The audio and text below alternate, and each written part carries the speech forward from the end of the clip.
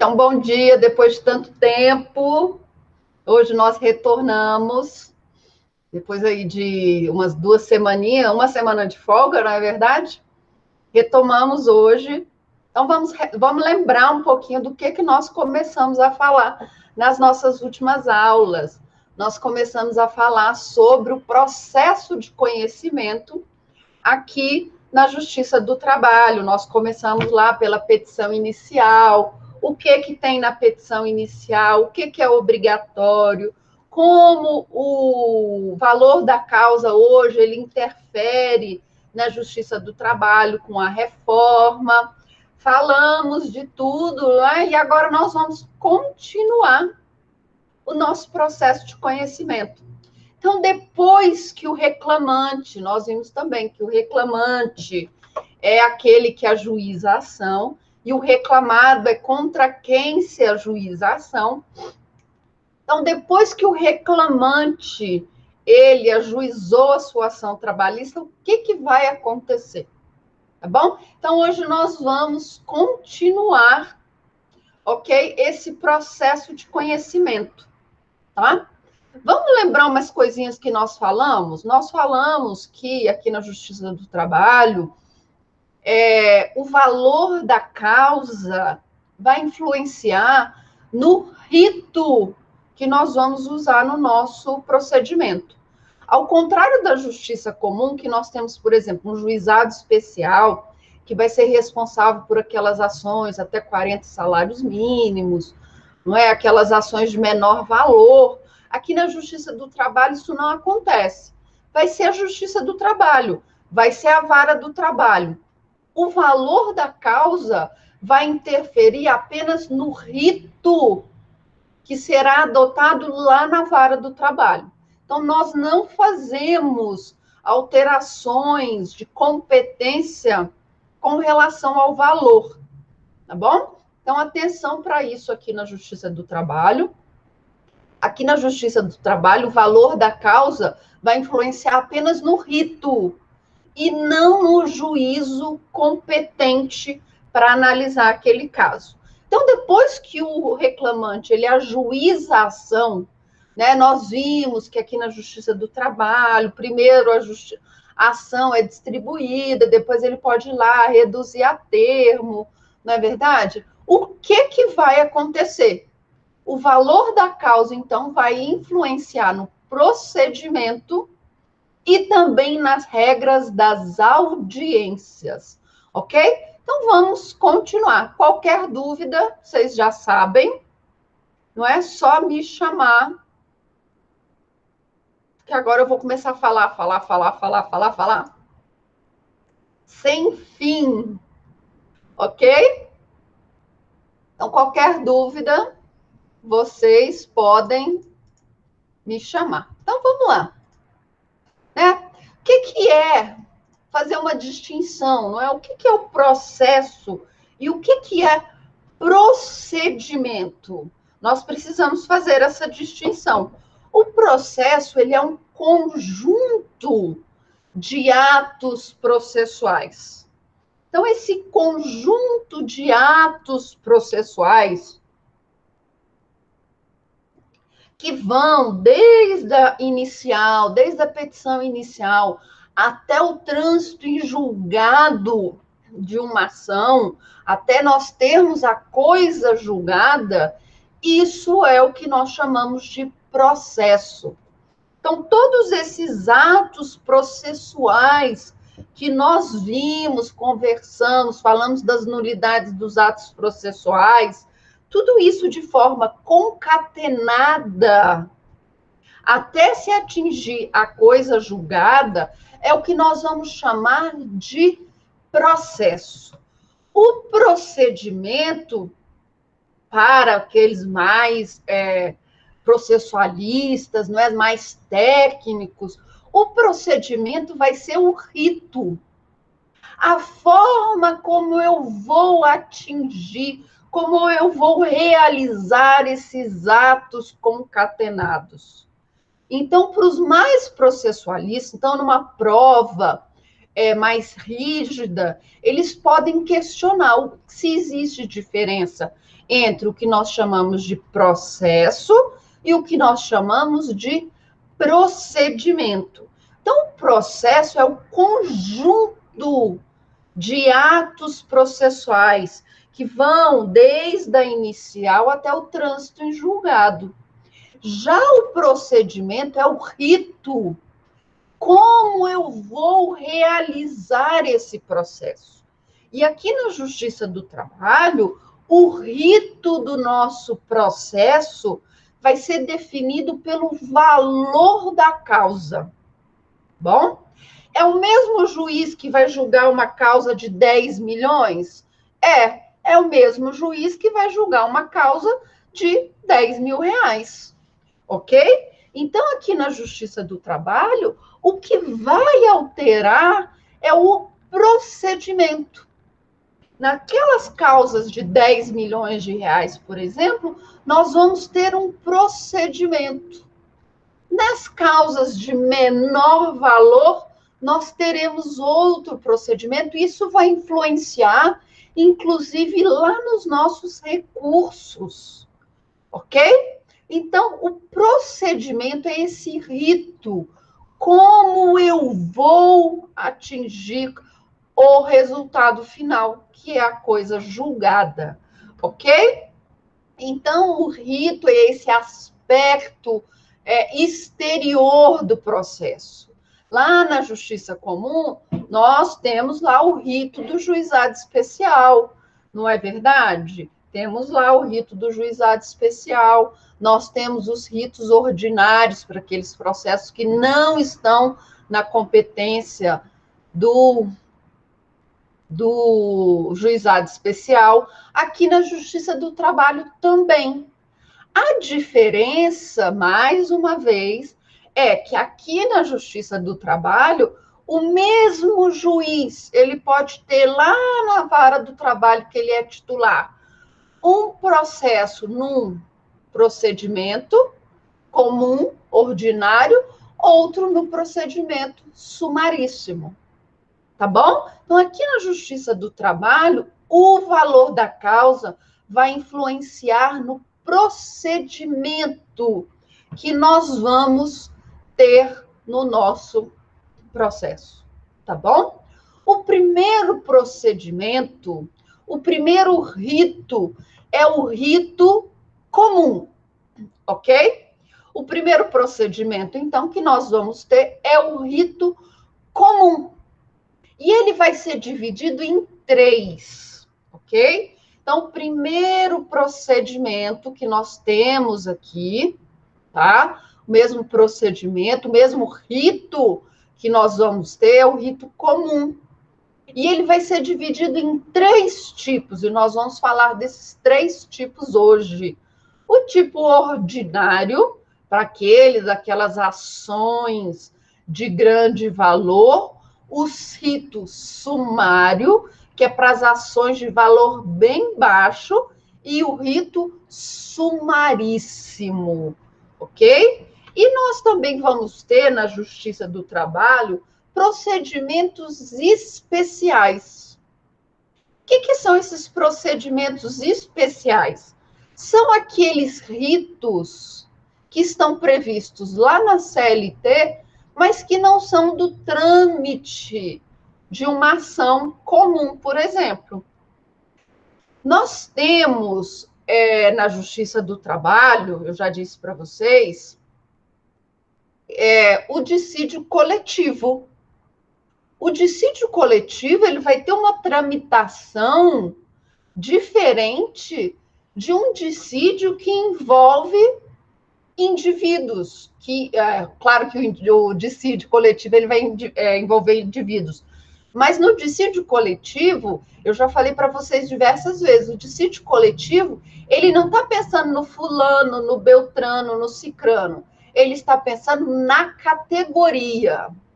Então, quando eu falo de uma ação que envolve uma categoria, que eu não estou especificando, individualizando cada um dos participantes, eu vou ter um rito especial. Eu vou ter uma tramitação especial para esse meu processo. Por exemplo, ele não começa no juiz do trabalho. Ele vai começar lá no Tribunal Regional do Trabalho ou no TRT, ou no TST. Então, ele já tem um caminho diferente a ser seguido. Outra coisa que nós temos aqui na Justiça do Trabalho, o inquérito para apuração de falta grave, tá bom? Falta grave, a demissão por falta grave, pressupõe um inquérito, pressupõe um procedimento, um processo para apurar se aquele trabalhador realmente cometeu uma falta grave para ser demitido, ok? Esse processo, esse procedimento que nós vamos utilizar na apuração para falta grave, ele vai influenciar no número de testemunhas, vão ser 6 testemunhas. O tempo que nós vamos utilizar para esse inquérito para apuração de falta grave. Então, ele vai ter um rito completamente diferente daqueles ordinários. Número de testemunhas, prazos, recursos, ok? Então, aqui na Justiça do Trabalho, nós vamos ter o processo do trabalho, que é esse movimento, não é? Que vai começar com a petição inicial e ele vai até o trânsito em julgado, então esse conjunto de atos. E nós já vimos aqui, nós não admitimos tribunal ad hoc, ou seja, eu não posso criar um tribunal só para julgar determinadas ações, eu não posso fazer isso, ok? Eu vou admitir nesse meu processo, nesse meu conjunto de atos, a ampla defesa e o contraditório, todos aqueles princípios constitucionais, e eu vou ter um procedimento. E esse procedimento pode ser o comum, aquele do dia a dia, tá? Aqui, quando eu falo em comum, eu falo aquele que acontece o tempo todo, tá? Acontece o tempo todo tempo nós temos alguém ajuizando uma ação na Justiça do Trabalho. Então, o procedimento comum e aqueles procedimentos excepcionais. Por exemplo, está acontecendo greve dos metroviários lá no Distrito Federal. Greve é algo que acontece todos os dias? Não. Então, a greve, ela vai ter um procedimento especial. Vamos, então, começar os nossos procedimentos? Vamos começar pelo procedimento comum, ok? Que é esse mais usual, que é esse do dia a dia, tá? Esse que nós vamos ter a empregada do empregado doméstico, o trabalhador do comércio, nós vamos ter os trabalhadores da indústria, tá? O trabalhador rural. Então, esse do dia a dia é o que nós vamos chamar procedimento comum. É também nesse procedimento comum que eu vou envolver as pessoas de direito público, interno e externo. Processar, por exemplo, a embaixada que não pagou os direitos trabalhistas do motorista, da cozinheira, da chefe, ok? Da secretária bilíngue que trabalha lá, da Caixa Econômica, que às vezes demitiu um funcionário e não pagou os direitos trabalhistas desse funcionário, do Banco do Brasil, ok? Então, são essas causas. O que nós temos de pensar nesse procedimento comum? ele vai ser realizado num local. Que local é esse? Tá? Que local que esse procedimento vai ocorrer? No fórum. Sim, professor, óbvio, não é? No fórum. Mas eu posso ter situações em que o fórum vai estar interditado, tá? Então, nós temos de pensar que esse procedimento comum, ele vai ser realizado no local onde os juízes vão ouvir as partes. Estamos numa pandemia, não é verdade? As audiências, elas estão sendo virtuais. Agora, eu vou ao fórum para ouvir, para o juiz me ouvir e para eu ser ouvida? Não, agora tudo é virtual. Ok? Mas o processo e esse procedimento comum que nós estamos adotando, ele vai seguir onde os juízes estão. Ok? Então vamos lá. A audiência é o primeiro momento em que o juiz ele vai ter contato com as partes aqui na Justiça do Trabalho. Então é na audiência que o juiz vai ouvir as partes e as testemunhas. Ok? As nossas audiências, elas são públicas. E, em regra, tá bom? Realizadas na sede do juiz. O que isso significa? Que se a minha audiência, se a meu processo ele está lá na segunda vara do trabalho, a minha audiência vai ser realizada onde? Na segunda vara do trabalho. Tá bom? Em regra, então, elas vão ser realizadas onde os juízos se encontram. Mas vamos lembrar, não é? A CLT ela é da década de 40.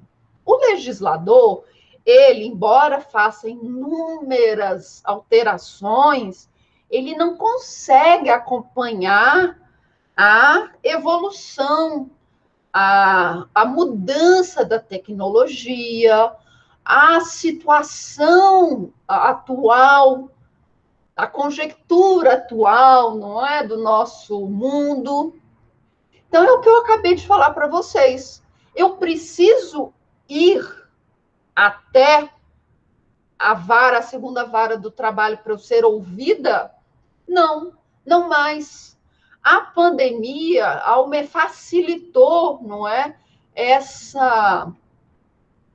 E com a pandemia, claro, né? Agora você não precisa mais sair de casa para ir para sua audiência. O seu contato com o juiz vai ser aqui, ó, pelo seu celular, tá? Você vai fazer a audiência aqui pelo celular, pelo computador. Isso fere os princípios da ampla defesa e do contraditório? Não, não. O juiz não está me vendo? Está. Eu não me identifico? Me identifico. O fato de eu não estar presencialmente lá com o juiz vai anular o meu processo? Não. Vamos lembrar, não é?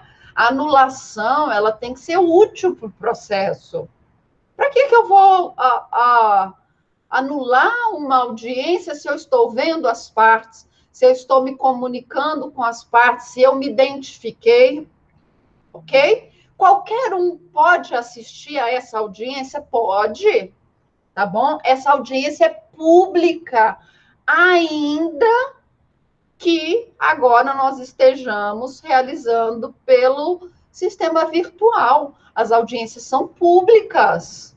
Qualquer um pode entrar em contato com a vara e pedir o link para assistir a audiência, a não ser, claro, aquelas audiências, aqueles processos que estão em segredo de justiça. E qual é o horário que eu posso ter audiência trabalhista? Atenção, a audiência trabalhista, ela pode ocorrer em horário diverso do funcionamento do fórum, tá? Pode ocorrer em horário diverso do funcionamento do fórum. A CLT vai falar que as nossas audiências vão ocorrer sempre em dias úteis, ok? Então, sempre em dias úteis, então, de segunda a sexta, de 8 às 18, tá bom?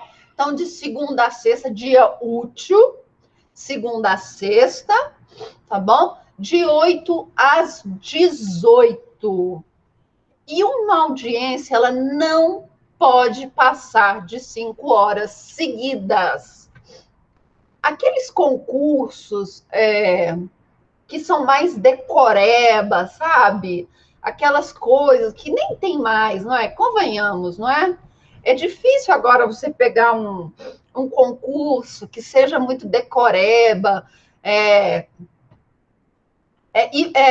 leitura ipsis literis da CLT, então hoje não tem muito isso, mas tem alguns ainda, pode cair uma ou outra questão que vai falar desse horário das audiências, tá? Que vão ser dias úteis, entre 8 e 18 horas, então qualquer horário entre 8 e 18 horas, você pode ter uma audiência trabalhista e que não pode ultrapassar 5 horas consecutivas. Gente, convenhamos, né? Ninguém aguenta ficar 5 horas numa audiência, tá? A não ser que seja algo excepcional e muito grave, tá? Então, naqueles concursos mais decorados, às vezes até na prova da OAB pode cair. Então, essas nossas audiências, que é quando o juiz ele vai ouvir as partes, ela vai acontecer em dias úteis, entre 8 e 18 horas, tá bom? E não pode ultrapassar 5 horas, tá bom? Meu irmão é advogado. E aí ele falava assim para mim: não, quando a gente tinha audiência, né, que eu ia com ele, eu falava: Rodrigo, nós vamos chegar atrasado na audiência. E aí ele falava assim para mim: ah, não, o juiz espera 15 minutos. Eu não, Rodrigo, né? Aquela coisa, né? Advogado não perde prazo e não chega atrasado em audiência. Então, cuidado, nós admitimos atrasos aqui na Justiça do Trabalho. E aí eu falava para o meu irmão: não, Rodrigo, não pode chegar atrasado, não. Você não pode chegar atrasado na audiência. Ele, não, o juiz espera aí 15 minutos, não tem problema. Aí nós chegamos na audiência e ele perguntou para a juíza: doutora, se chegar atrasado, a senhora espera aí 15 minutinhos, não é? A juíza: não espero. Então, atenção, admitimos atrasos nas nossas audiências? Eu posso chegar atrasada na minha audiência trabalhista? Não, ok? O único atraso que nós admitimos na Justiça do Trabalho é o atraso do juiz, tá bom? Se no horário da nossa audiência o juiz ele não estiver na vara, ok? Se ele não estiver presente, nós podemos aguardar o juiz 15 minutos, ok? Passado 15 minutos, você precisa fazer com que o escrivão, tá bom? O escrivão, ele vai dar uma certidão dizendo que o juiz atrasou 15 minutos. Mas, atenção, isso aqui não é para o atraso da audiência em si. Digamos que está acontecendo uma audiência, o horário da sua audiência é 9 horas, tá? 9 horas, a audiência anterior ainda está acontecendo, ok? Ainda está acontecendo, a audiência não termina, ainda vão ouvir mais uma testemunha, não é esse atraso. Esse atraso é admitido. É aquele atraso em que o juiz não está presente no fórum.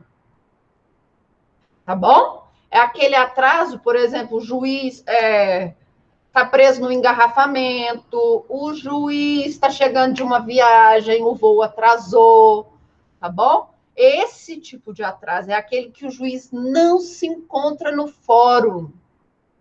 Porque se ele estiver na sala de audiência, em outra audiência, esse prazo de 15 minutos não é válido, tá bom?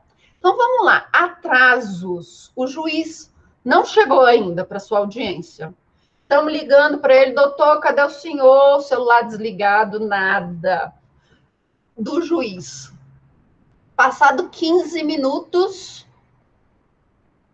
o escrivão vai dar uma certidão dizendo que o juiz se atrasou para a audiência, ok? Vai juntar no processo e vai ser marcada uma nova audiência. Agora, e eu, que não sou juíza, sou parte no processo, posso atrasar? Não posso atrasar. Vamos lá, na Justiça do Trabalho vai ser feito pregão.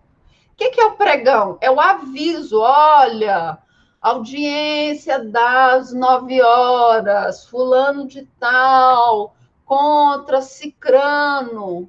Eu fiz o pregão, primeiro pregão. 5 minutos depois eu vou fazer o segundo pregão. As partes não entraram na sala de audiência, encerrado aquela audiência, ok? Então, vamos lá. E aí, nós vamos ter as consequências do atraso. Eu não sei se eu coloquei nesse slide, mas vamos lá. A consequência do atraso.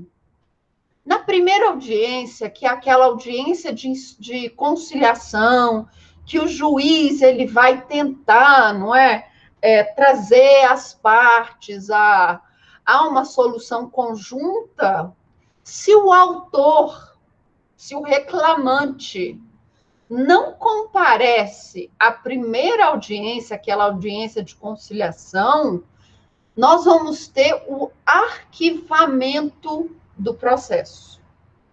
Se o réu, se o reclamado não comparece à audiência de conciliação, nós vamos ter a revelia. Bom? Nós vamos ter a revelia. E se for uma audiência fracionada? Se o juiz dividir a audiência, nós já vimos que, em regra, as audiências trabalhistas, elas precisam ser unas, mas pode acontecer. Naquela vara tem muito processo. Então, o juiz, ele vai dividir as audiências. E se a parte autora ou a parte reclamada não comparecer à segunda audiência, o que nós vamos ter? Nós vamos ter a confissão ficta, ok? Então, atenção aos atrasos. Se for uma audiência de conciliação, ok? Se for uma audiência de conciliação, o autor chegou atrasado, o juiz não vai esperar. Arquivado o processo, princípio da proteção. Bom? Réu chegou atrasado, revelia. Segunda audiência, audiência de instrução, quando nós vamos ouvir as testemunhas. O autor chegou atrasado, o juiz encerrou. O que nós temos? Confissão ficta. Réu chegou atrasado. O que nós temos? Confissão ficta. Tá bom? Audiência de instrução e julgamento. É o que eu estou falando para vocês. Ela, em regra, aqui na Justiça do Trabalho, a audiência vai ser uma só. Não é? Na mesma audiência, o juiz vai tentar conciliar, ele vai ouvir as testemunhas e ele vai julgar. Não é assim? Mas nós falamos lá nos princípios. Olha, às vezes aquela vara está com muito serviço, está com muitos processos para serem julgados, o juiz prefere dividir, não é, a audiência, ele prefere fazer uma audiência só de conciliação. Se não tiver conciliação, ele marca uma audiência de instrução, ele pode fazer isso. Mas, em regra, a nossa audiência ela vai ser contínua, ok? Contínua. E, por força maior, o juiz vai poder fracionar essa audiência, tá? Então, nós temos a possibilidade de fracionamento dessa audiência, ok? Então, nós vamos ter a possibilidade de fracionamento dessa audiência. Quando que essa audiência vai ocorrer? Então, vamos lá. A audiência de conciliação ou audiência inaugural, ela vai ocorrer no prazo de a partir de 5 dias da juntada da inicial. O que é isso? A CLT diz o seguinte: ajuizei a reclamação trabalhista, tá bom? Ajuizei a reclamação trabalhista. Vou enviar um AR para o réu. Enviei o AR. 48 horas depois, o réu o AR não voltou dizendo que ele mudou, que ele não está ali. A audiência vai ocorrer, então, 5 dias após a inicial, tá bom? Então, a partir de 5 dias do ajuizamento da ação, eu posso fazer audiência qualquer momento, tá bom? Então, a partir de 5 dias do ajuizamento da ação, eu posso fazer audiência a qualquer dia. Se essa minha ação for contra um ente de direito público interno, esse prazo é quadruplicado. Então, vai ser, no mínimo, 20 dias depois do ajuizamento da ação. Tá? Então, distribuída inicial. Feito a devida citação do réu. Ok? O juiz marca a nossa audiência de conciliação, ou o que alguns autores vão chamar de audiência inaugural, tá bom? A audiência inaugural, ela está prevista lá no artigo 846 da CLT. Então, o que vai acontecer nessa audiência? O juiz vai chegar, fez o pregão bonitinho, audiência de conciliação, parará, parará, parará. Fulano versus cicrano. Pega a identificação de todo mundo, o juiz vai abrir a audiência. Declaro a audiência aberta às 8 horas e 59 minutos. E aí o juiz vai propor a conciliação, tá bom? Então, aqui no procedimento ordinário, tá bom? Nesse comum ordinário, aberta a audiência, o juiz do trabalho vai propor a conciliação. Doutor réu, não é? Doutor advogado do réu, você tem uma proposta de conciliação? Não, excelência, não temos proposta. Ok, audiência encerrada às 9 horas. Tá? Então, na audiência de conciliação ou audiência inaugural, se nós formos fracionar a audiência, aberta a audiência, o juiz vai propor a conciliação. Teve acordo? Legal, bacana, acordo é sempre o melhor para as partes, não é verdade? Feito o acordo, o juiz, então, vai lavrar esse acordo. E esse acordo é irrecorrível, bom? Então, o acordo feito em audiência é irrecorrível.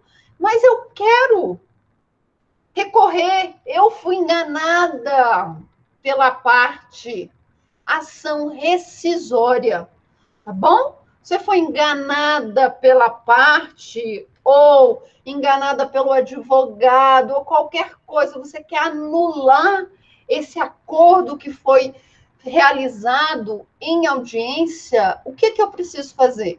Uma ação rescisória, ok? Então, a cor não é ação anulatória, é ação rescisória. Então, acordo lavrado em audiência, tá bom? Ele é irrecorrível. E você pode fazer no prazo de até 2 anos, anular esse acordo por meio de uma ação rescisória, ok? Conciliação. Então, caso haja conciliação, ok? O juiz vai lavrar o termo. E se não houver conciliação? Então, atenção. Cheguei lá na minha audiência, ok? Com o meu cliente, você vai fazer isso também, você vai chegar com o seu cliente. Excelência, não temos proposta de acordo. Aí o juiz vai falar, ok, você não tem proposta de acordo? Não, então, conciliação. O senhor tem 20 minutos para apresentar a sua defesa, ok? O que acontece? Aqui na Justiça do Trabalho, nós vamos priorizar o princípio da oralidade. Então, a nossa reclamação trabalhista pode ser oral. Oral. Posso chegar lá e falar, excelência, então eu quero fazer minha reclamação, eu quero fazer minha contestação oral. Eu vou ter um prazo de 20 minutos, tá? 20 minutos para fazer a minha contestação. Mas o que acontece na prática? Vou contar um negocinho para vocês da prática, tá? A CLT é linda, ela vai falar, olha, a contestação vai ser oral, ok? 20 minutos, princípio da oralidade, vamos priorizar, a celeridade também processual, ok? O que acontece na prática? Na prática, a contestação não vai ser oral, tá? Na prática, a parte reclamada vai juntar a contestação escrita até antes da audiência. Bom, então o que acontece na prática? A minha audiência está marcada para 9 horas da manhã. Até 9 horas da manhã eu tenho que peticionar a minha contestação.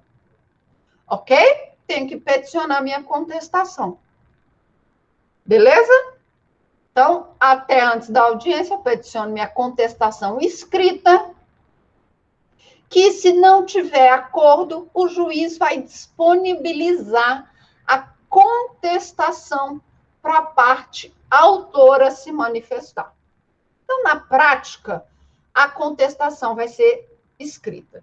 Mas pode acontecer de uma contestação oral? Pode. Eu fui numa audiência, uma pessoa estava processando meu cliente e outra pessoa, era um litisconsórcio passivo, tá? Eu estava com o meu cliente, eu fiz a contestação, ajuizei, peticionei a contestação antes da audiência, e lá na audiência de conciliação, o autor, o advogado do outro réu falou para a juíza, excelência, olha, eu quero fazer minha contestação oral. A juíza não gostou, não, vou te falar com toda sinceridade. Não gostou. Falou, ô, doutor, contestação oral? Eu estou sem funcionário aqui para reduzir a termo, tem outra audiência daqui a pouco, eu vou abrir um prazo aí para o senhor, 5 dias para o senhor juntar a sua contestação. Tá bom? Foi o que aconteceu naquele caso. Mas a juíza podia falar, ok, vamos fazer sua contestação oral. Vou aqui, chama fulano para reduzir a termo a contestação do réu, tá? Em regra, então, na prática, o que acontece em regra na prática é você juntar a sua contestação escrita antes da audiência. Mas você pode fazer a sua reclamação, a sua contestação oral? Pode, porque é o que diz a CLT. Tá? O comparecimento das partes é obrigatório, tá? Obrigatório na audiência. Tá? É um ato personalíssimo, ele é obrigatório. O reclamante, ele deve estar em pessoa, tá? Deve estar em pessoa. O reclamante, sim, ele deve estar em pessoa. E se ele não puder comparecer? Imagine que aconteceu alguma coisa excepcional. Ele não pode comparecer. Ele está internado com Covid. Ele pode ir? Ele está com Covid, ele não pode participar da audiência. Tá? Ele está lá no hospital. Vocês não lembram daquele... Foi até um caso que a OAB se manifestou. O advogado da parte, ele estava internado com Covid no hospital. O juiz não aceitou alterar a audiência. E ele participou da audiência do hospital, não foi? Aqui do celular, ele participou, ele lá no hospital, todo cheio de coisa, com suporte de oxigênio. No hospital, ele participou da audiência. Por quê? Porque o juiz não aceitou alterar a audiência. Mas imagine que o nosso paciente, o nosso cliente, ele esteja entubado. Aí não tem como mesmo, tá bom? Ele está entubado. Como que ele vai participar dessa audiência? Você pode peticionar e pedir a alteração da data da audiência, justificando que o seu cliente, olha, ele está entubado, ele está no hospital, está aqui o laudo, não tem como ele comparecer. Das duas, uma. Ou o juiz vai alterar a data da audiência para o comparecimento da parte autora, ou ele vai solicitar que o sindicato represente essa pessoa ou um outro empregado que exerça a mesma atividade. Então, digamos que um professor, tá, resolva ajuizar uma ação contra a escola particular que ele dava aula. Tá? Era um professor de química. O nosso professor de química, seu cliente, ele está entubado, tá no hospital e ele não pode comparecer à audiência. O juiz pode redesignar a data da audiência ou não, ou manter a audiência. E nesse caso, quem vai no lugar do professor de química? Outro professor de química ou o sindicato dos professores. Tá bom? Mas isso é assim? Qualquer situação? Não. É apenas na impossibilidade de comparecimento. Ah, professora, meu cliente está viajando, não chegou a tempo. Eu posso levar outro funcionário? Não, não posso. Não posso, não. Tá? É em casos excepcionais. O empregado, tá bom? Então, ele vai... pode ser representado também pelo sindicato. Imagine que seja uma reclamação trabalhista que tem 100 pessoas. Imagina você colocar 100 pessoas na audiência, 100 autores. Não é um dissídio coletivo, não. Ali está todo mundo individualizado. fulano, beltrano, cicrano, tá? O A, o B, o C, o D, o E, tá todo mundo identificado. Eu posso colocar 100 pessoas numa audiência? Difícil, não é? 100 pessoas para fazer o registro dessas 100 pessoas. Aí, nesses casos, quando eu tenho reclamações plurimas, o que são reclamações plurimas? Reclamações que o polo ativo ou polo passivo tem várias pessoas. Neste caso, né, um litisconsórcio ativo ou um litisconsórcio passivo, com muitas pessoas, o sindicato pode ir no lugar dessas pessoas, tá bom? Então, digamos que uma escola estadual, uma escola particular, fecha suas portas, faliu. De um dia para o nada, os professores chegam para dar aula, cadê? Portão trancado com... Esqueci o nome agora.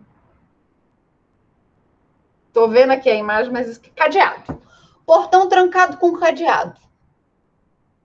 E agora? Ninguém sabe do dono da escola. E aí? A escola tem 50 professores. Meu Deus! Temos que receber nosso dinheiro, não é? Eu vou colocar 50 pessoas no dia lá na audiência? Não. Eu posso chamar o sindicato dos professores para representar esses meus 50 professores, ok? Então, nessas situações que eu tenho litisconsórcio, seja ativo ou passivo, em que eu tenha uma grande quantidade de pessoas no polo ativo ou no polo passivo, o sindicato, então, pode representar essas partes, ok? Nas ações de cumprimento, então, nós vamos ter o sindicato também. E se for o empregador? E se for o empregador? E se for a escola? Quem que a escola vai enviar para essa audiência? Quem que a escola vai enviar? Ou um gerente ou um preposto. Atenção com relação ao preposto. O preposto pode ser qualquer pessoa, tá bom? O preposto precisa obrigatoriamente ser funcionário da empresa? Não. O preposto pode ser, então, qualquer pessoa. Beleza? Então, o preposto pode ser um advogado? Pode. Pode ser uma empresa que atua como prepostas de outras empresas? Pode. Pode ser um funcionário? Pode. Pode ser qualquer pessoa. Tá bom? Qualquer pessoa. E aí, as ausências, eu já falei para vocês, não é? A ausência do reclamante na audiência inaugural, eu vou ter o arquivamento. A ausência do reclamado, eu vou ter revelia. Ok? E se eu tiver agora a audiência de instrução? Eu fracionei as audiências, não é? Cheguei lá na minha audiência de conciliação, tudo ocorreu, não teve acordo, teve a contestação oral, o juiz marcou a data da instrução. Tá bom? O juiz marcou a audiência de instrução. Para que serve essa audiência de instrução? Na audiência de instrução, eu vou colher as provas. Bom? É aqui na audiência de instrução que eu vou ouvir as testemunhas. Tá bom? A audiência, então, de instrução é destinada à produção de provas. E quantas testemunhas eu posso ter? 3, tá bom?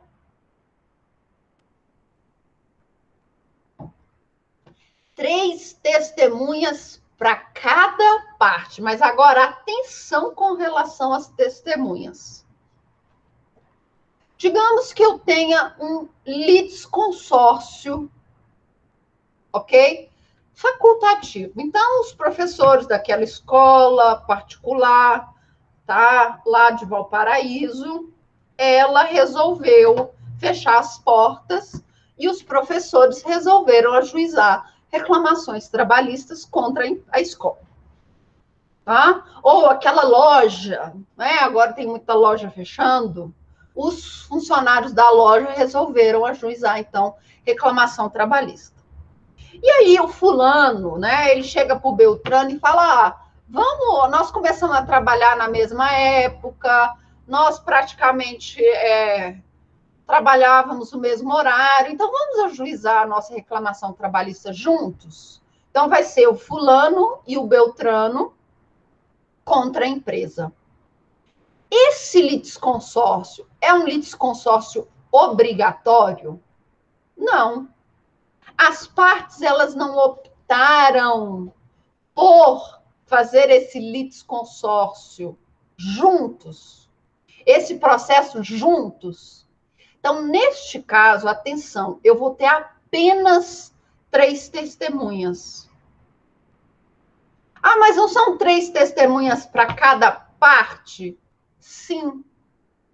Mas esse litisconsórcio, ele é facultativo? É. Então, eu vou ter apenas 3 testemunhas para o polo ativo. Ok? Agora, a parte ré, ela tem um litisconsórcio obrigatório. É a escola e a mantenedora. E aí? Aí, neste caso, para a escola e para a mantenedora, eu vou ter 3 testemunhas cada, ok? 3 testemunhas cada. Beleza?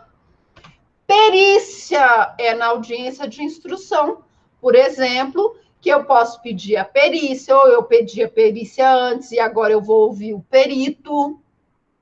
E também o depoimento pessoal.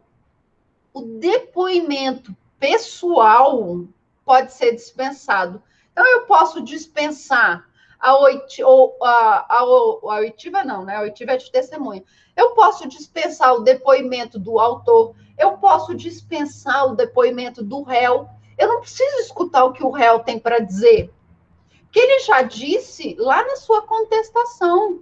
Eu não preciso escutar o que o autor tem para dizer, ele já disse lá na inicial. Então, atenção, o depoimento pessoal da parte pode ser dispensado, beleza? E se eu tiver ausências aqui na nossa audiência de instrução? Aí sim, é o que eu disse para vocês, nós vamos ter a confissão ficta. O que é isso? O juiz vai julgar o processo da forma como ele se encontra, tá bom? Da forma como ele se encontra, ele vai ser julgado. E é aqui na audiência de instrução que eu vou ter as alegações finais no prazo de 10 minutos, ok? Então, aqui na minha audiência de instrução, ok? Eu vou ter as minhas alegações finais no prazo de 10 minutos, beleza? Terminadas as alegações finais, o juiz vai propor uma nova conciliação. Então, ele propôs conciliação lá na audiência de conciliação depois da abertura, e aqui no procedimento comum ordinário, ele vai propor uma nova conciliação, tá bom? Depois ele vai abrir para uma audiência de julgamento. A audiência de julgamento é um dia que está marcado no calendário do juiz em que ele vai proferir aquela sentença, ok? todas as partes já estão intimadas daquela sentença no dia que ela foi proferida. Então, aquele dia já é o dia do susto, ok? Então, na audiência de julgamento, o juiz vai proferir a sentença, tá? E o juiz vai ter um prazo, se ele não fizer naquele dia, de 48 horas para juntar a sentença. Beleza? Então, esse é o nosso procedimento, tá bom? Lá no rito comum ordinário, tá bom? Então, lá no rito comum ordinário, que é o maior dos ritos, que é aquele que vai envolver as causas de grande valor, é aquele que eu vou obrigatoriamente envolver os entes de direito público interno e externo. Então, obrigatoriamente, para aqueles entes ou para as causas de grande valor, eu vou obedecer esse rito comum ordinário, tá bom? Que é o grande rito aqui da Justiça do Trabalho. E se eu tiver uma situação, ok? Se eu tiver uma situação que envolve valores baixos, tá? Valores baixos. E aqui o que são valores baixos? Valores que vão de 2 a 40 salários mínimos. Então, se aquela ação ela é no valor de 10 mil reais, 20 mil reais, 30 mil reais, 40 mil reais, ela vai seguir o rito sumaríssimo. O rito sumaríssimo ele foi instituído em 2000 aqui na Justiça do Trabalho. Nós não tínhamos o rito sumaríssimo, tá bom? Nós só tínhamos o rito sumário e o rito ordinário, que foi esse que nós acabamos de ver, tá? Em 2000, então, nós acrescentamos esse rito sumaríssimo aqui na Justiça do Trabalho, que é aquele rito para as causas maiores de 2 salários mínimos e menores de 40 salários mínimos. O que é esse rito? É um rito mais rápido, tá bom? O que ele vai ter de diferente? O juiz aqui, no rito sumaríssimo, ele vai ter de tentar, de todas as formas, fazer uma única audiência. Então, no rito sumaríssimo, o juiz não vai poder fracionar a audiência.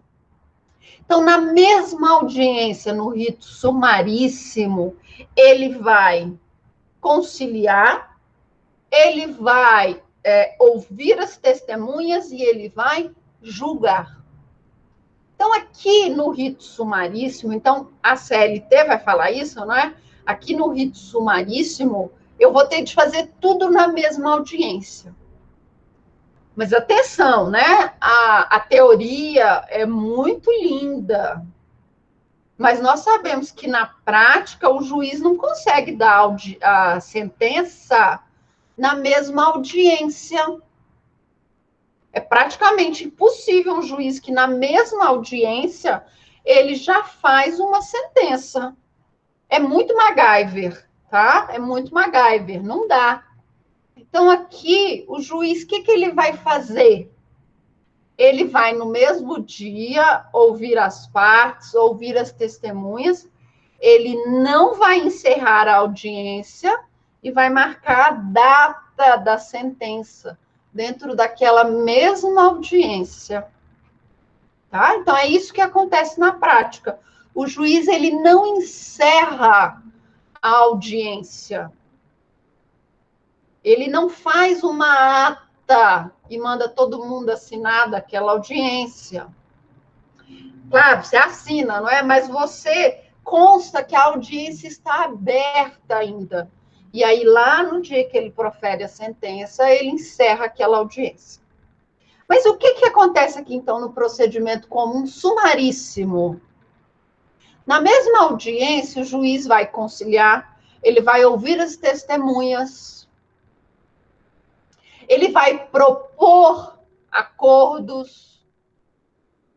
Qualquer problema, por exemplo, de incompetências, nulidades, ele vai resolver na sentença.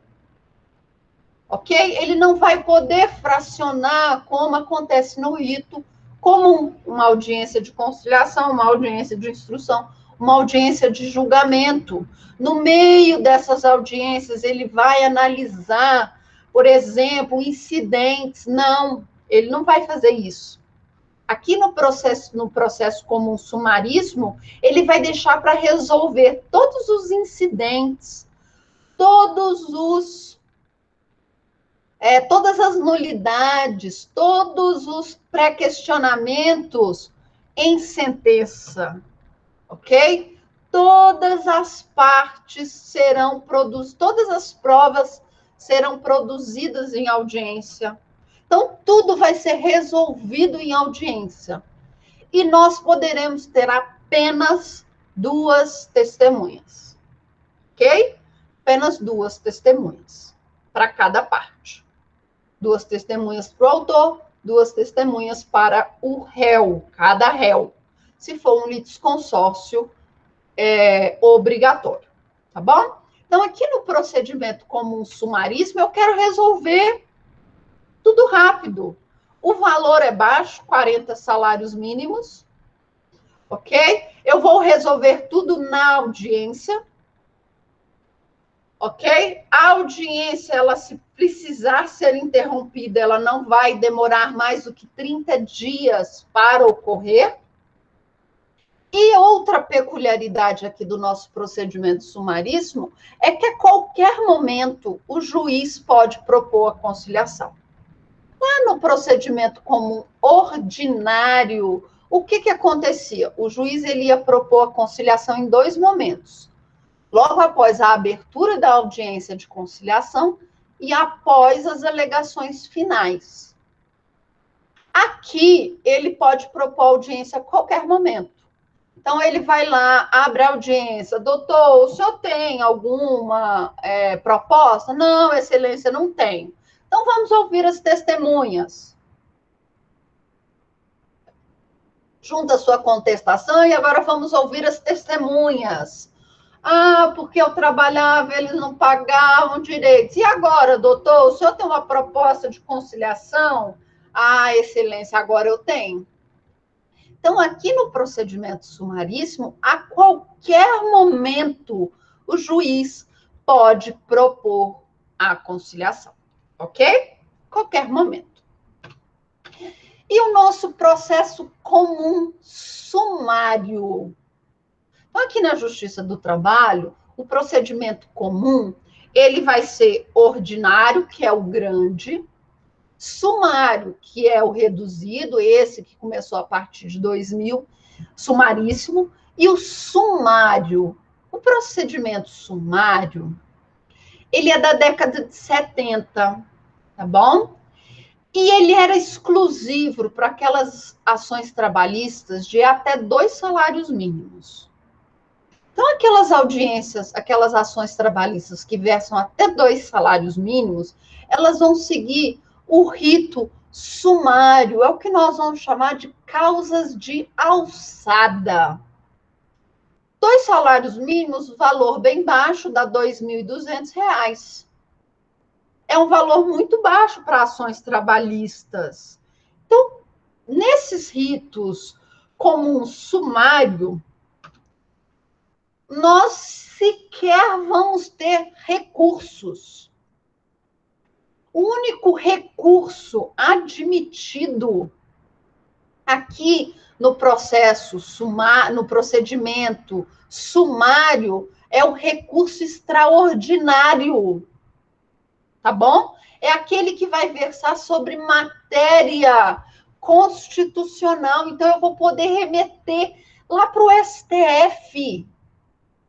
É o único recurso cabível aqui no rito sumário, tá bom? Então, aqui no rito sumário, okay, que é esse para as causas de até 2 salários mínimos, não cabe recurso, a não ser se houver uma divergência constitucional, ok? Matéria que cabe em recurso extraordinário lá para o STF.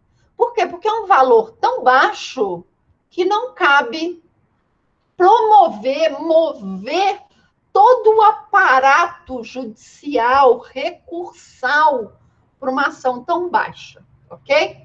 Mas atenção com relação à instrução normativa 27, tá? Do TST. A instrução 27 do TST vai falar o seguinte: aqui na Justiça do Trabalho, só vão tramitar ações pelo rito ordinário e pelo rito sumaríssimo, exceto aquelas ações que têm ritos próprios, ritos especiais, tá bom? Então, aqui na Justiça do Trabalho, nós vamos ter, de acordo com a Instrução Normativa 27, apenas o rito ordinário, aquele grandão, e o rito sumaríssimo, que é o rito acelerado. Esse rito sumário, o TST já vai falar que nós não vamos utilizar, tá? Mas ainda ainda tem algumas causas de pequeno valor, ok? Que o juiz só recebe, dá a sentença e ponto final, ok? Alguma dúvida com relação às nossas audiências e aos nossos ritos? Alguma dúvida com relação a audiências e ritos? Opa, fechei aqui o negócio errado. Alguma dúvida? Então, lembrando, aqui na Justiça do Trabalho, nós temos 3 ritos. Não, nós temos 2 tipos de ritos, de procedimentos. Os procedimentos comuns, que vão ser divididos em ordinário, sumaríssimo e sumário. O rito ordinário é o grande, é aquele que nós vamos envolver os grandes valores, as pessoas jurídicas de direito público interno e externo. Então, eu vou processar a embaixada, eu vou processar a Caixa Econômica, ok? Eu vou processar uma empresa pública, ok? Então, eu vou pelo rito ordinário. Rito sumaríssimo, para aquelas causas até 40 salários mínimos. Então, eu vou ter uma redução de procedimentos, de atos processuais. Para quê? Para eu terminar aquele processo rápido. E naquelas causas até 2 salários mínimos, ok? Eu vou ter o rito sumário. O juiz simplesmente vai receber o processo, fazer a contestação, vai dar uma sentença e acabou. Recurso apenas para o STF, recurso extraordinário. Tá bom? Então, vamos continuar, ok? Vamos falar de contestação. A contestação é o nosso elemento de defesa, ok? Não adianta eu falar de audiências, não é? Se eu não falo de contestação. A contestação, ela, segundo a CLT, ela vai ser oral no prazo de 20 dias, mas na prática, no dia a dia, não é isso que acontece.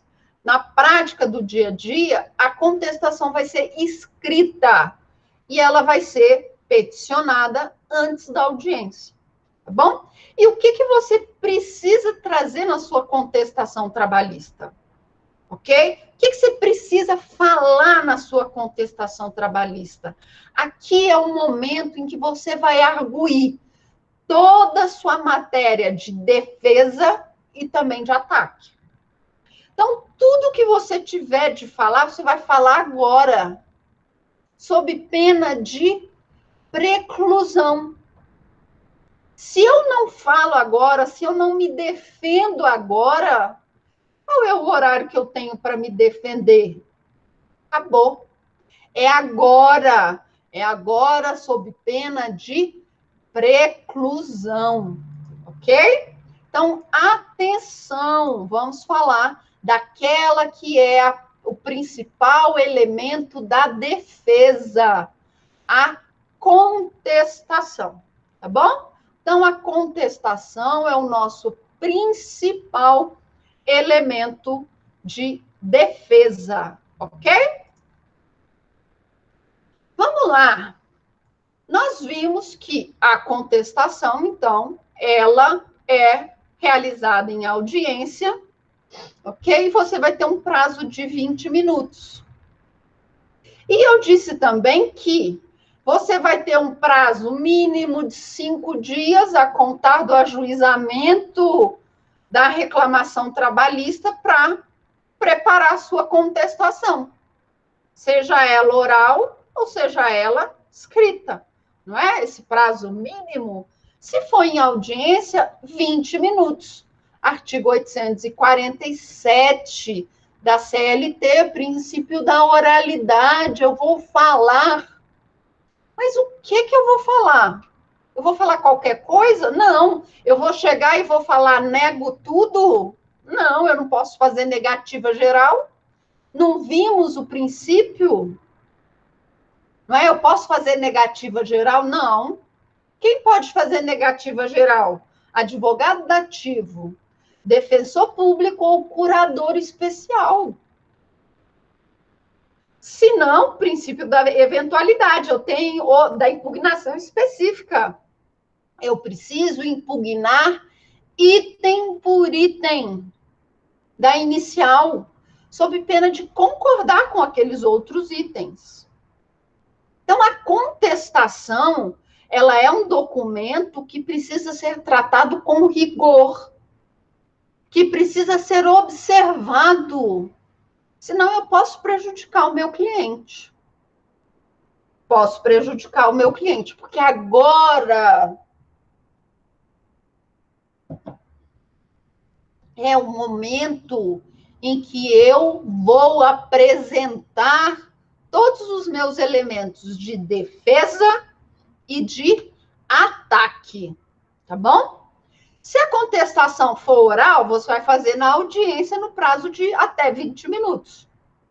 Se ela for escrita, que é a regra, tá bom? Apesar de não estar lá na CLT, é o que acontece na prática, ela precisa ser juntada até a data da audiência, ok? Quais são as minhas defesas escritas? O que eu posso apresentar como defesa? Contestação, reconvenção e as exceções, tá bom? Então, aqui na nossa defesa escrita, eu vou ter a contestação, a reconvenção e as minhas exceções. Eu vou falar das três, tá bom? Vamos começar pela contestação. O que é a contestação? Contestação é a minha peça de defesa, tá bom? É onde eu vou fazer as minhas... onde eu vou rebater os argumentos trazidos na inicial. Aqui eu vou falar não procede, ou procede, mas procede parcialmente, tá?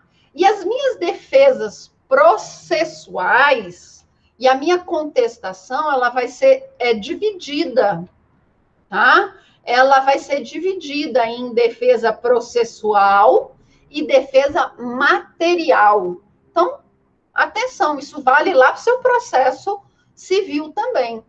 A contestação, ela é dividida. Ela tem partes, contestação. Eu vou começar falando das minhas defesas processuais. O que é isso? Eu vou falar de problemas na ação. Sabe aquelas condições da ação? Se aquelas minhas condições da ação, ou se os meus pressupostos processuais não foram obedecidos. Então, a primeira coisa que eu faço na minha contestação, claro, né? Olha lá, endereçamento, excelentíssimo senhor juiz. Nome do réu, não é réu, devidamente qualificado, vem perante Vossa Excelência, nos termos do artigo 847 da CLT, apresentar contestação. Ok? O que eu primeiro faço na minha contestação? Eu faço as minhas defesas processuais. Tá bom? Então, eu vou rebater os elementos do processo. Tá bom? Os elementos do processo. O que não foi observado no processo? Tá? É o que nós vamos chamar de preliminar de mérito. O que é a preliminar de mérito? É aquilo que vem antes do mérito. Então, antes de falar se eu concordo ou discordo com o pagamento das verbas, eu preciso tratar das minhas defesas processuais. Eu preciso rebater o processo, ou até os atos. Posso rebater o rito, tá bom? E onde estão as minhas preliminares de mérito? Lá no artigo 337 do Código de Processo Civil. Então, lá no Código de Processo Civil, ele vai falar o seguinte: incumbe ao réu, antes de discutir o mérito, alegar. O que é isso? Então, antes de falar em mérito, eu vou falar das minhas defesas processuais. Eu dava aula de prática trabalhista. E sempre que eu mandava fazer contestação, eu riscava a contestação todinha dos alunos. Por quê? Porque lá nas preliminares de mérito, tá? Lá na parte do 337, o aluno colocava um monte de coisa que não era preliminar de mérito. Ele pedia, inclusive, honorários de sucumbência. Antes de adentrar ao mérito, requer honorário. Meu amigo, eu não sei nem se você ganhou. Como que você vai alegar preliminar, tá? Em fase de preliminar, honorários advocatícios. Honorários advocatícios não é preliminar. Tá bom? Citação do advogado, não é? Nulidade da citação do advogado em sede de preliminar. Ei, calma. Até pode, não é? Mas atenção. O que você vai colocar nas suas preliminares? Então, preliminar antes de começar a discutir se você concorda ou discorda do conteúdo daquela reclamação trabalhista, da inicial, eu preciso falar das preliminares de mérito, tá? Prescrição não é preliminar de mérito, tá lá o aluno coloca prescrição como preliminar de mérito, 0 na sua prova da OAB. Como examinadora da OAB, eu dou 0. Não aceito. Não aceito. Tá? Prescrição não é preliminar de mérito. Tá? Ok? Então, vamos lá. O que eu alego antes de adentrar ao mérito? 1. Inexistência ou nulidade da citação. O que acontece com a citação aqui na Justiça do Trabalho? Eu já falei isso várias vezes e não custa nada repetir, tá? A citação aqui na Justiça do Trabalho, ela é uma citação não pessoal. O que isso significa? Qualquer pessoa que receber, maior de idade, capaz, que receber a citação no endereço correto, pressupõe-se uma citação válida. Ok? Então, você está passando lá no fórum, passeando, né? Você foi para uma outra audiência, chegou lá, escutou o nome do seu cliente. Você corre e liga para o seu cliente, fulano, estão te chamando aqui no fórum. Corre para cá, você tem 2 minutos para chegar aqui, não admite atraso. Aí você entra, né, lá na sala de audiência só para dar uma enrolada, não é? Enquanto seu cliente chega, você fala, não, excelência, ele não estava se sentindo muito bem, né? Ele estava meio indisposto, foi ali ao banheiro, já está vindo, tá? Chegou lá, mas excelência, eu nem fui citado. Sabe o que o juiz vai falar para você? Esteja citado. Você está citado agora. Porque o princípio da oralidade, você vai fazer sua defesa aqui oral. Beleza? Então, inexistência ou nulidade da citação. Você apresentou contestação, você está citado. Então, cuidado com a nulidade de citação aqui na Justiça do Trabalho. Agora, imagine o seguinte, você não estava sabendo de trabalho nenhum, de processo nenhum, tá? Você não foi citado, ninguém no seu endereço foi citado, aí você recebe lá na sua conta bloqueio judicial. Bloqueio judicial, você entra em contato com o seu gerente, descobre uma execução trabalhista. Como assim execução trabalhista? Eu nem fui citado. Vai lá olhar o processo, o endereço foi para outra pessoa. Aí sim, você pode ajuizar uma exceção, tá? Uma exceção para alegar a nulidade daquele processo. Uma exceção de pré-executividade. Você pode alegar, então, na exceção de pré-executividade, a nulidade do processo inteiro. Por quê? Porque aquela citação foi para o endereço errado.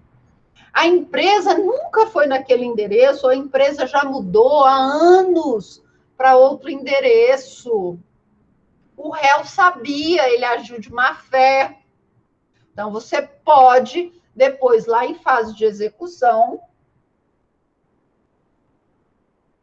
anular aquele processo, tá bom? Mas em contestação, você não vai conseguir. Por quê? Você não está apresentando contestação, quer dizer que você está presente em audiência, tá? Incompetência absoluta ou relativa. Aqui é o momento de se alegar incompetência absoluta. Mas eu posso fazer a alegação de incompetência absoluta depois? Posso, quando eu estiver pré-questionando uma matéria. Eu posso fazer isso no meu recurso ordinário, eu posso fazer isso nos meus embargos de declaração com fins pré-questionatórios. Mas é aqui, obrigatoriamente, na contestação, que eu vou alegar a incompetência relativa. Se eu não alego a incompetência relativa, pressupõe o quê? Que eu aceito aquela incompetência relativa. Então, eu vou ter a prorrogação da competência. O que é isso? O que é incompetência relativa aqui na Justiça do Trabalho? Meu cliente trabalha em Lusiânia, tá? Mas ele mora lá em Cristalina. Ah, mas eu tô aqui em Lusiânia, né? Meu escritório é aqui em Lusiânia. Ah, se tiver que voltar para audiência física, ter que ir lá em Cristalina. Mas é melhor, né? Ajuízo a ação lá em Cristalina, onde meu cliente mora. Qual é a regra do foro na Justiça do Trabalho? No local da prestação do serviço. Mas eu ajuizei lá em Cristalina, porque o juiz lá de Cristalina, ele costuma ser mais flexível com atrasos. Isso não existe, tá? E aí? Ajuizei lá. A parte ré tem na contestação o momento de alegar, olha, excelentíssimo senhor juiz do trabalho aqui de Cristalina, o senhor é lindo, é ótimo, mas o senhor é incompetente. Incompetente para julgar a presente ação, sabe por quê? Porque a competência é lá do juiz de Lusiânia, não é do senhor. Então, é na contestação que eu tenho de alegar incompetência relativa. Se eu não fizer, o que acontece? O juiz lá de Cristalina vai ser o juiz competente. É o juiz lá de Cristalina que vai julgar a ação. Eu posso depois, lá no meu recurso de revista, falar, excelência, olha, esse processo é nulo, porque o juiz competente era o juiz lá de Lusiânia? Não. Prorrogação da competência. Tá bom? Então, é aqui na minha preliminar que eu vou falar em nulidade da citação, que eu vou falar em incompetência, que eu vou falar daí correção do valor da causa. Atenção! Aqui na Justiça do Trabalho, agora, a partir de 2017, o valor da causa é importante. Fiz lá meu processo, somando tudo, danos morais, danos materiais, 30 mil reais. Aí eu coloco lá no valor da minha causa, 3 mil reais. Tá errado, não tá? Tá errado. Tem um erro na ação. O valor da causa não é 3 mil reais, é 30 mil reais. Precisa ser corrigido.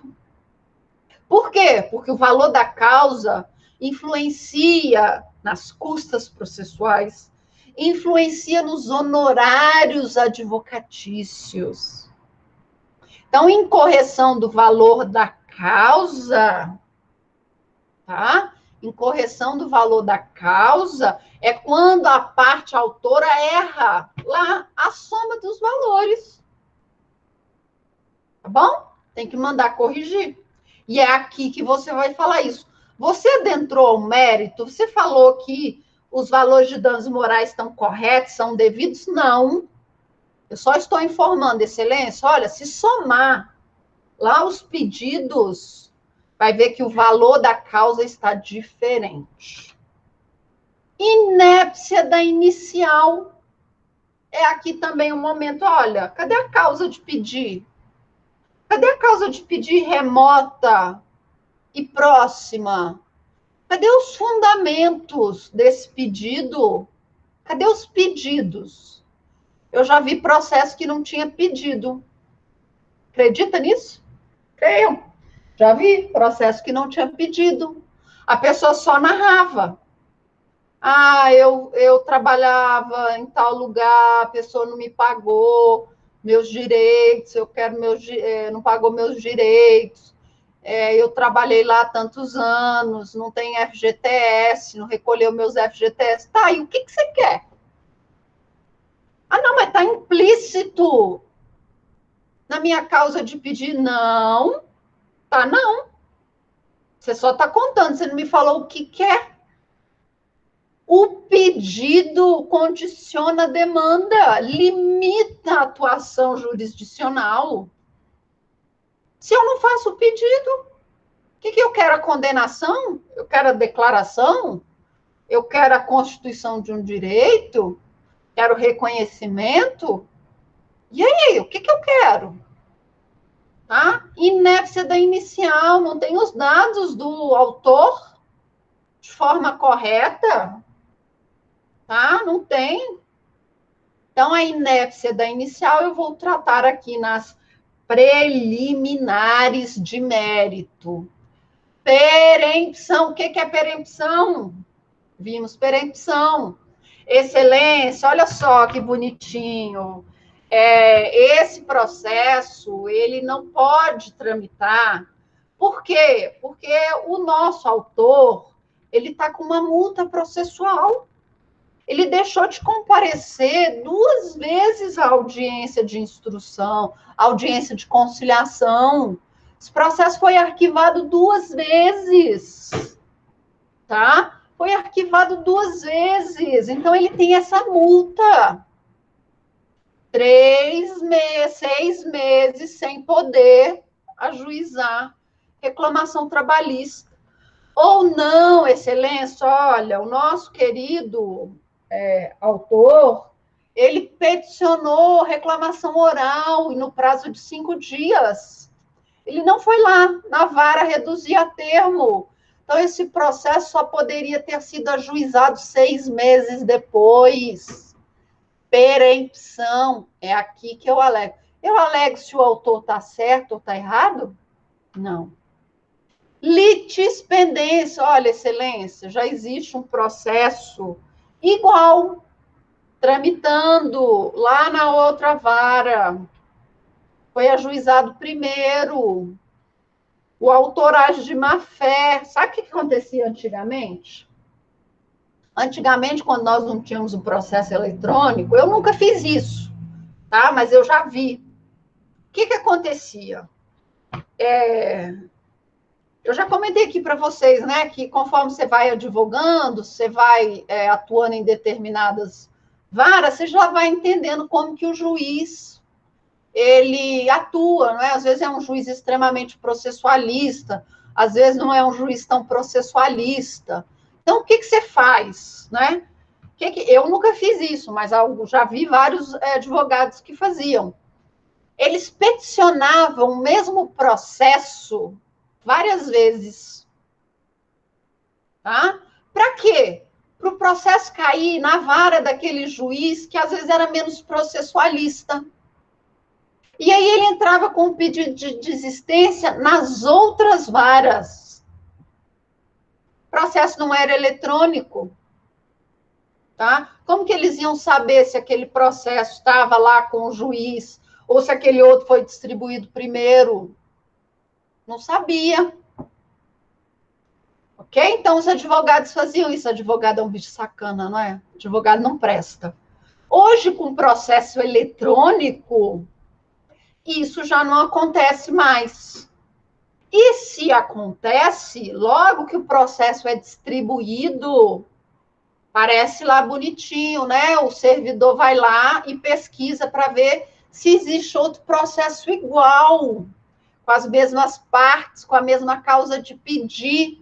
E aí ele informa litispendência, processo tal foi ajuizado primeiro.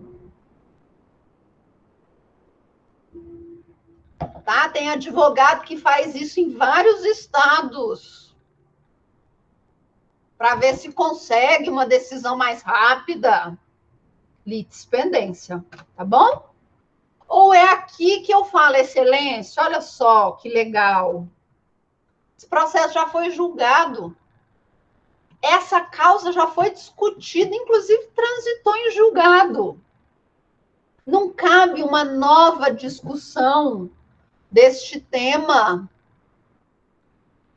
Então, olha só aqui.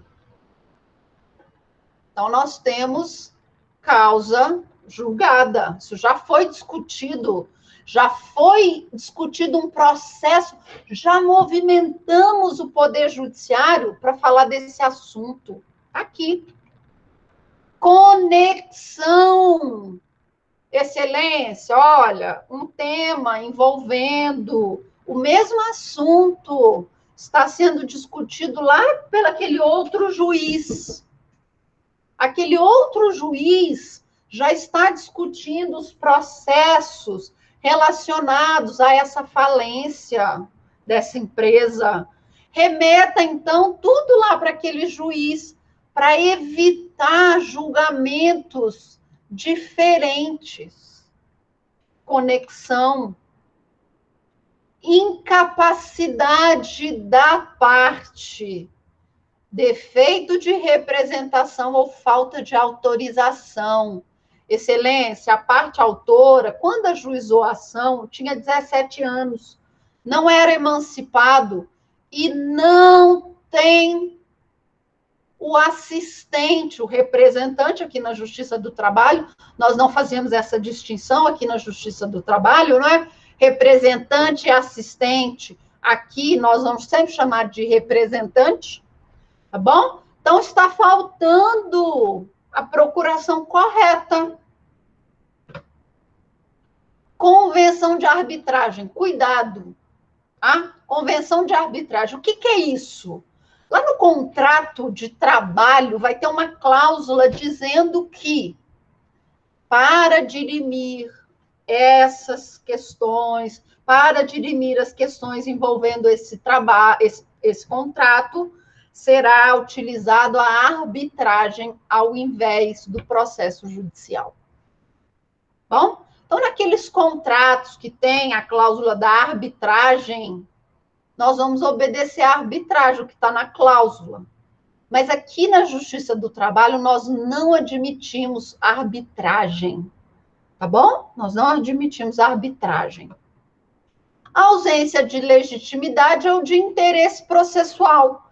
Excelência, olha só, fulano está processando aqui o meu cliente. Mas o meu cliente nunca foi chefe dele.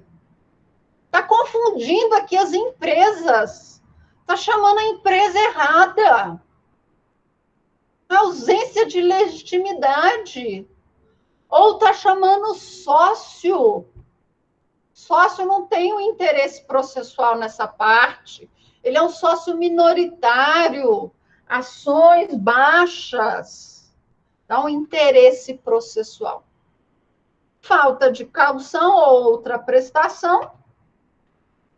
Aqui devemos tratar. Aqui na preliminar de mérito, eu vou falar da gratuidade de justiça.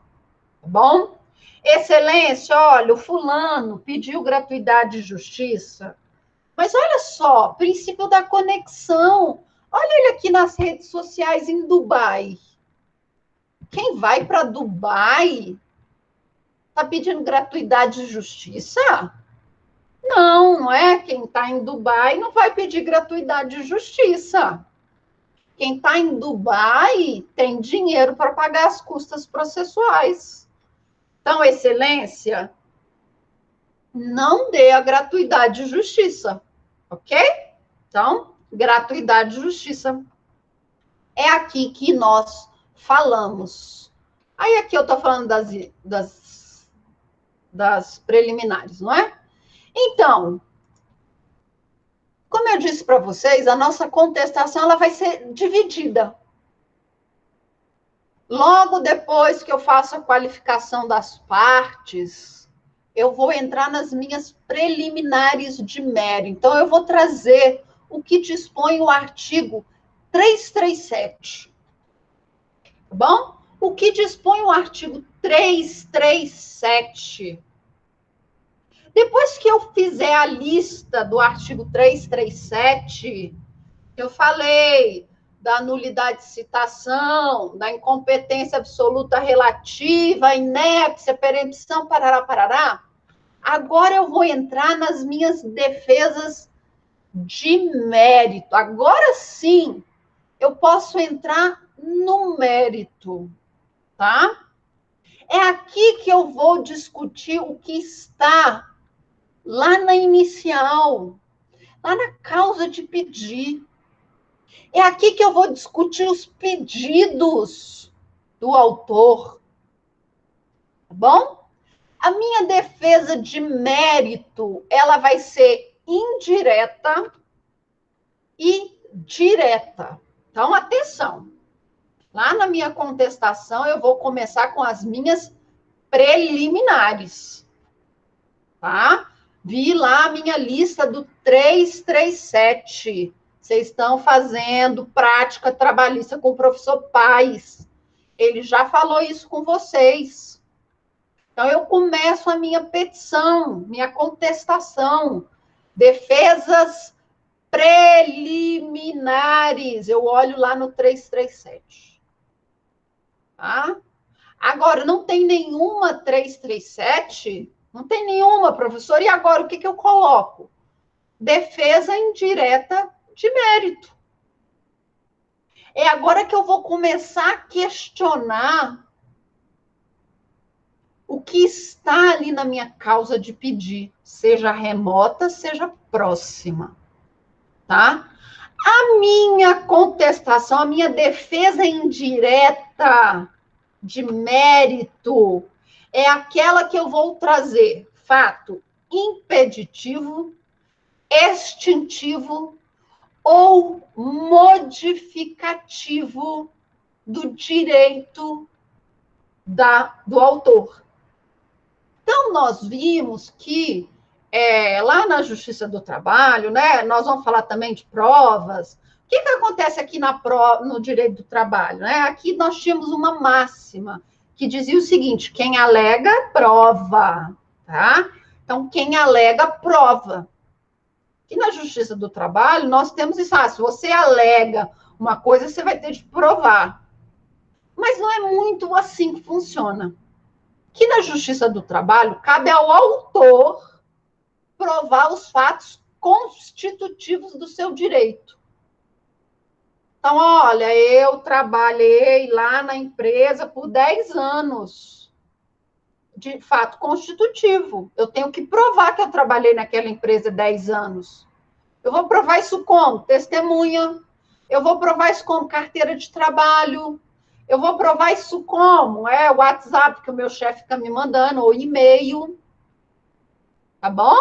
Fato, então, constitutivo cabe ao autor. E os fatos impeditivos, extintivos ou modificativos do direito do autor cabe ao réu. Então, o réu, ele vai ter que falar aqui na sua defesa indireta dos fatos impeditivos, dos fatos extintivos e dos fatos modificativos. Além disso, ele vai ter que falar das não confundam, preliminar de mérito com prejudiciais de mérito. O que são as prejudiciais de mérito? São aquelas situações que eu vou extinguir o processo com julgamento de mérito, mas eu vou extinguir o processo. Quais são elas? Decadência e prescrição. O que é a decadência? É a perda do direito de ação. Já não posso mais, eu perdi aquele direito pelo decurso do tempo. E o que é a prescrição? Eu perdi o tempo para questionar aquele direito. Tá? Então, na decadência, eu perdi o direito. Tá? Eu não tenho aquele direito mais. Na prescrição, eu perdi o tempo. Eu até tinha o direito, mas eu perdi o tempo. Como que funciona aqui na Justiça do Trabalho? A prescrição, ela não pode ser dada de ofício. Então, você, como advogado do réu, tem que alegar a prescrição, tá bom? E como funciona a prescrição aqui na Justiça do Trabalho? Deixa eu sair daqui, que eu vou falar de prescrição para vocês. Como funciona a prescrição aqui na Justiça do Trabalho? Deixa eu abrir aqui um Jamboard. Abrir um novo aqui. Vamos falar da prescrição aqui na Justiça do Trabalho. Imaginem, conseguem ver, não é? O Jamboard está aparecendo agora. Vamos ver o seguinte, imagine que isso daqui é uma linha do tempo, tá? Uma linha do tempo.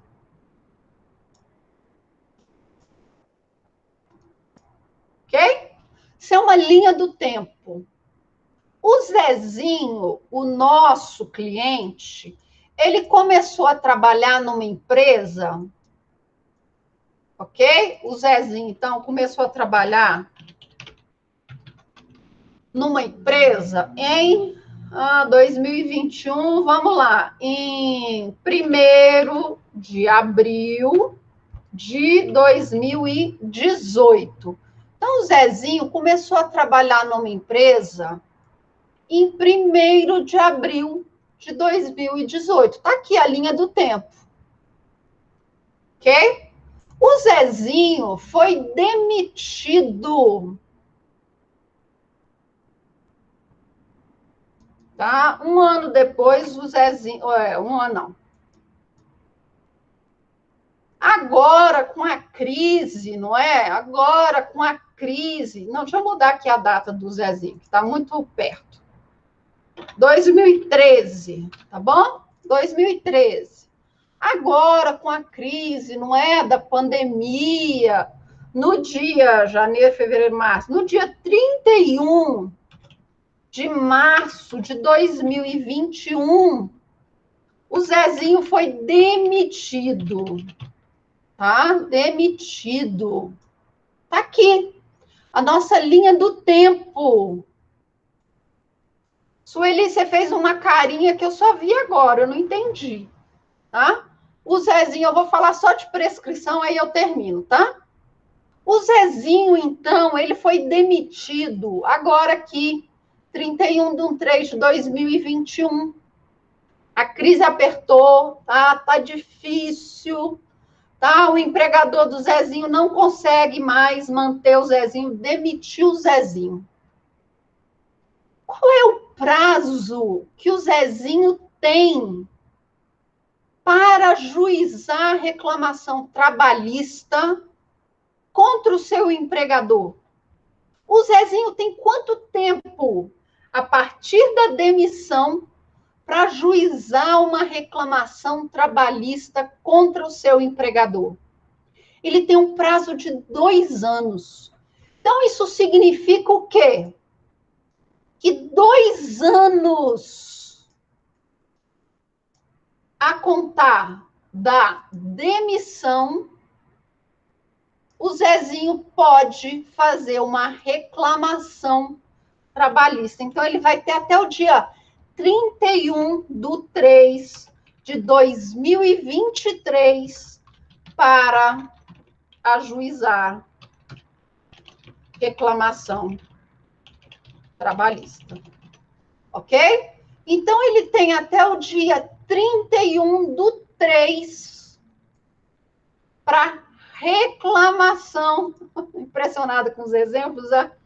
Então, ele tem até 31/3 para ajuizar a reclamação trabalhista.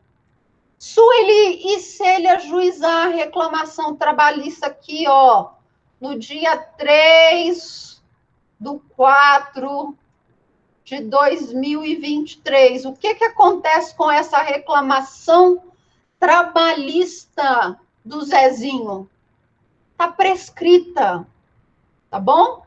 Por quê? Porque ele perdeu aqui o direito de ajuizar a reclamação trabalhista dele. Então, a prescrição, ela vai ocorrer nesse prazo, tá? De 2 anos para você ajuizar a sua reclamação trabalhista. Você perdeu prazo para reclamação trabalhista. E a decadência? Tá? E a decadência? Como funciona aqui a Justiça do Trabalho? Então, vamos lá. O Zezinho, ele tem 2 anos para ajuizar a reclamação trabalhista dele.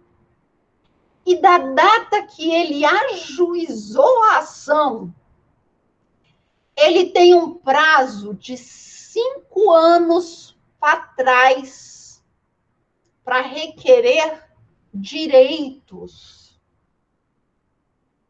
Então, vamos lá. O Zezinho ajuizou a ação trabalhista dele no dia 31/3/2022 foi a data que ele ajuizou. Tá muito feio, não é? Melhor escrever aqui, não é? Tá? Então, vamos lá. Ele ajuizou a sua reclamação trabalhista no dia 31/3/2022. Ele pode pedir os seus direitos trabalhistas até que data? Você vai contar 5 anos para trás. Prazo quinquenal. Então, você vai contar 5 anos para trás. 2021, 2020, 2019, 2018, 2017. Então, os direitos requeridos para o Zezinho vão ser só aqueles do dia 31/3/2017 para frente. Significa o quê? Que esses anos que o Zezinho trabalhou, ele não vai poder pleitear. Ok? Então, ele só vai poder pleitear os direitos que estão aqui, ó, entre o dia 31/3/2017 e 31/3/2021. É o que nós chamamos de prazo quinquenal. Ok? É o que nós vamos chamar de prazo quinquenal. Eu perdi o direito de pleitear esses anos aqui. Então, digamos que o Zezinho... Oi, Sueli. Falo do prazo bienal. Prazo bienal é esse prazo de 2 anos.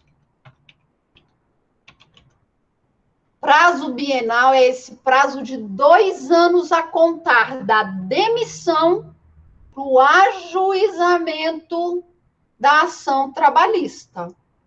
Tá bom? Então, o prazo bienal é o prazo a contar da data da demissão. Eu vou ter 2 anos para ajuizar a reclamação trabalhista, tá bom? Olha, você foi comunicado, seu cliente foi comunicado hoje da demissão, ele vai cumprir aí 30 dias do aviso prévio, então ele vai cumprir o aviso prévio até o dia 26/5/2021. No dia que ele for embora da empresa, ele vai ter um prazo de 2 anos para ajuizar a reclamação trabalhista. Passou de 2 anos, prescrição bienal. Tá bom?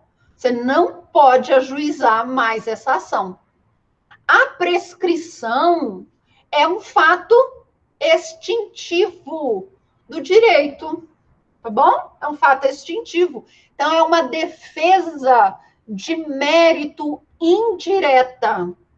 Olha, excelência, o Zezinho, ele até tem direito, sabe? A empresa realmente não pagou férias, não pagou 13º, entendeu? Ele tinha férias dobradas, que ele tinha direito, sabe? Até concordo, excelência, tá? A empresa até concorda, mas ele perdeu o prazo para ajuizar a ação trabalhista. Em vez de ele ajuizar a reclamação trabalhista no prazo de 2 anos, ele ajuizou depois. Ele ajuizou no dia 1º de abril de 2023. Prescrito. Tá bom? E o prazo quinquenal? Prazo quinquenal. Esse aqui é importante. Tá bom? Prazo quinquenal. Da data do ajuizamento da ação, eu vou requerer direitos de até 5 anos. Tá bom? E atenção para o FGTS. Tá? FGTS. Qual é o prazo do FGTS? Também é um prazo quinquenal. Quinquenal. O que isso significa? Se eu ajuizo a ação trabalhista hoje, eu só vou poder pedir os prazos de 5 anos para trás. Nós tivemos uma decisão de 2019, tá bom? Do STJ, eu vou mandar para vocês lá no grupo, tá? Uma decisão de 2019 dizendo o seguinte: todas as ações que foram ajuizadas antes desse julgamento, elas vão ter um prazo de 30 anos. Então, vai poder requerer o FGTS de 30 anos. Tá? Todas as ações que foram ajuizadas após essa decisão em 2019 vão ter o prazo de 5 anos. Tá bom? Então, hoje, você vai ajuizar uma reclamação trabalhista hoje. Qual é o prazo? 5 anos. Tá? 5 anos. Ações, aí você vai pegar uma ação trabalhista que foi ajuizada em 2019, está pedindo 30 anos de FGTS. Ok, por quê? Porque elas foram ajuizadas antes dessa decisão do STJ, tá? Mas fiquem atentos, porque isso sempre muda. Tá? Quando tiver uma decisão agora do STF, que for discutir isso de novo lá no STF, vai ser a partir da decisão do STF, tá? Então, atenção para isso, sempre muda. Então, hoje, se você ajuizar uma reclamação trabalhista hoje, pleiteando o FGTS, o prazo também é quinquenal. Eu só posso pedir 5 anos para trás. Combinado? Alguma dúvida, então, relacionada às nossas defesas de mérito indireta? Indireta? E para terminar, tá? Defesa direta de mérito. Você vai rebater, não, fulano não tem direito a isso, não. Tá? Ele está pedindo demais. Não, ele não tem direito por conta disso. Ou concordamos com esse valor. Ou não, vamos fazer uma compensação. Ele faltou não sei quantos dias de serviço. Compensação, eu também posso fazer aqui na minha defesa direta de mérito, tá? Defesa direta de mérito. Então, compensação, retenção e dedução, eu faço aqui na minha defesa direta de mérito. Tá bom? Beleza? Lembrando dos nossos princípios relacionados à contestação, que eu ainda vou falar na próxima aula das outras defesas, que são 2, é a defesa de reconvenção e a defesa de exceção. Quais são os princípios que estão ligados à nossa contestação? Princípio da eventualidade, eu não posso ter carta na manga, eu tenho que alegar toda a minha matéria de defesa e de ataque de uma só vez, ok? E o princípio da impugnação específica. Eu tenho de impugnar item por item da minha inicial. Ok, pessoal? Opa! Alguma dúvida com relação a audiências, ritos e contestação? Ok? Então, no mais, dúvidas? Nenhuma? Então,